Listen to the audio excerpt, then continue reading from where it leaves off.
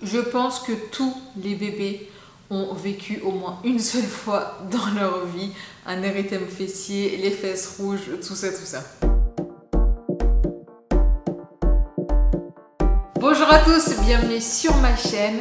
Aujourd'hui, dans cette vidéo, on va parler érythème fessier. Je vais donc vous donner une recette très simple à réaliser et plutôt efficace que j'ai trouvée dans le livre Soigner ses enfants avec les huiles essentielles que j'ai acheté il y a quelques semaines parce que je trouve ça très intéressant d'utiliser les huiles essentielles pour soigner nos bébés, mais il faut quand même faire très attention. Donc je préfère me reposer sur un livre écrit par Daniel Festi pour faire ce genre de recette qui peut être limite dangereuse en fait, parce que comme on sait, les huiles essentielles, il ne faut pas les utiliser n'importe comment et encore moins sur des nourrissons, des enfants. Donc j'ai acheté ce livre qui coûte 18 € où on a plein de recettes, plein de conseils, comment utiliser les huiles essentielles, par exemple pour les angines, l'eczéma, le hoquet, le nez qui coule, les poux, la rougeole, la toux, la varicelle, les verrues. Vraiment, il y a plein d'astuces et de conseils pour soigner ses enfants avec les huiles essentielles, donc d'une façon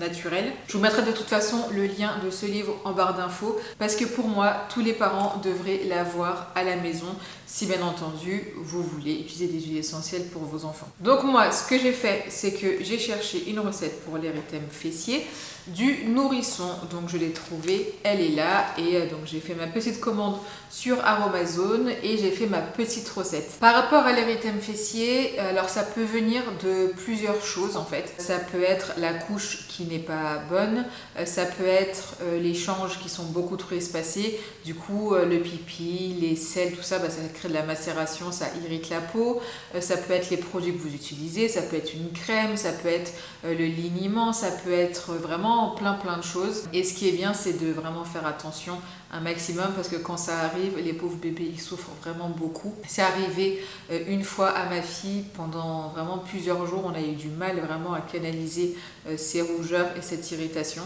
Et en fait, ce qu'il faut mettre en place déjà, c'est vraiment changer les couches très régulièrement et voir si le problème ne vient pas de la matière des couches aussi. Ça peut aussi arriver. Dans notre cas, c'était pas la matière des couches, c'était je sais pas trop d'ailleurs, c'était peut-être les dents aussi en même temps, enfin il y a beaucoup de facteurs. Donc ce qu'il faut faire, c'est essayer d'avoir un produit qu'on peut utiliser assez souvent et qu'on utilise s'il y a des rougeurs également. Donc par exemple cette recette là, on peut l'utiliser assez souvent, donc nous voilà 2-3 fois par semaine on lui met pour éviter en fait que ses fesses ne rougissent ou qu'elle ait des irritations. Comme il est indiqué dans le livre, donc cette formule douce et apaisante permet d'un seul geste de soulager l'irritation, d'éviter l'infection et les mycoses et de stopper l'inflammation.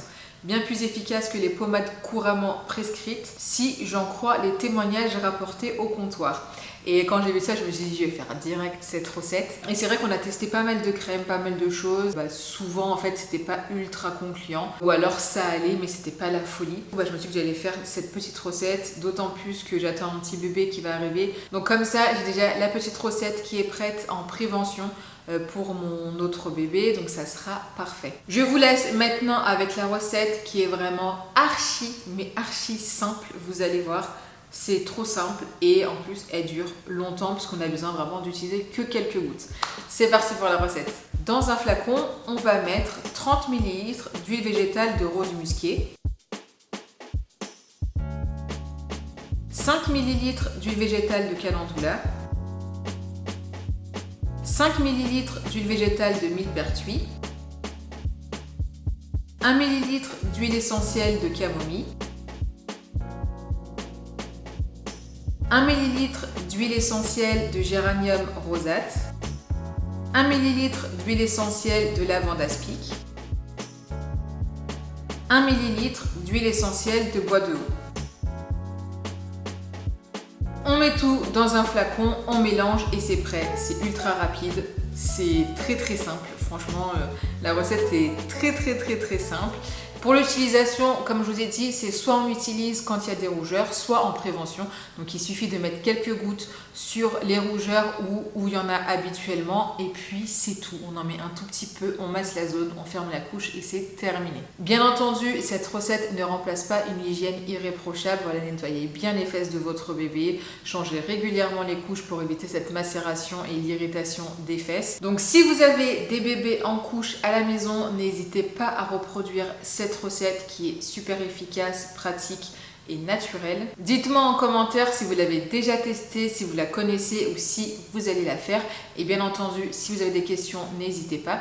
Et si vous n'êtes toujours pas abonné à ma chaîne YouTube, n'hésitez pas à le faire. Moi, je vous fais plein de bisous et je vous dis à très bientôt pour une nouvelle vidéo. Ciao, ciao!